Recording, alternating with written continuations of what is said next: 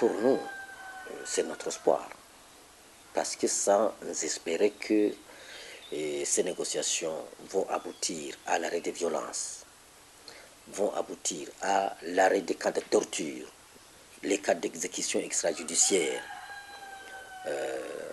que ces négociations vont mettre un terme à l'impunité des crimes qu'on observe aujourd'hui dans ce pays, sans espoir que ces négociations vont redonner une image positive du Burundi à celle qui existe aujourd'hui, sans espoir que les bailleurs de fonds ou les bienfaiteurs vont décaisser les fonds qu'ils ont promis au Burundi pour lutter contre la pauvreté, lutter contre le chômage, la misère, la maladie, faire fonctionner le système éducatif burundais qui est en panne aujourd'hui. On ne peut pas continuer à aller à Arusha pour négocier.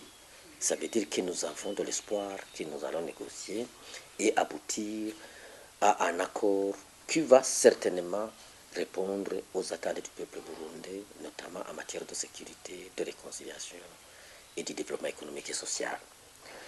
Ça, c'est très clair. Sinon, on n'irait pas là-bas. Deuxièmement, les raisons d'espérer sont fondées sur le fait que le facilitateur quand même a changé de méthodologie. Au niveau des invitations, on a vu qu'il a invité le pouvoir de facto de Bujumbura et ses alliés, le scénario de l'opposition, si vous voulez, et ses alliés, tout le monde était là. Et l'autre troisième raison d'espérer, c'est qu'il y a eu quand même un agenda en 4 points, sur lequel il faut discuter. Et l'autre raison d'espérer, c'est que pour les questions jugées obstacles au processus, le facilitateur a promis de donner rapport au médiateur et de lui demander ensemble, le facilitateur et le médiateur, de convoquer, de faire convoquer, ce ne sont pas qui convoquent, un sommet des chefs d'État de la région qui les ont mandatés pour les aider à trouver des compromis sur ces questions qui sont considérées aujourd'hui comme obstacles. Donc voilà les raisons d'espérer.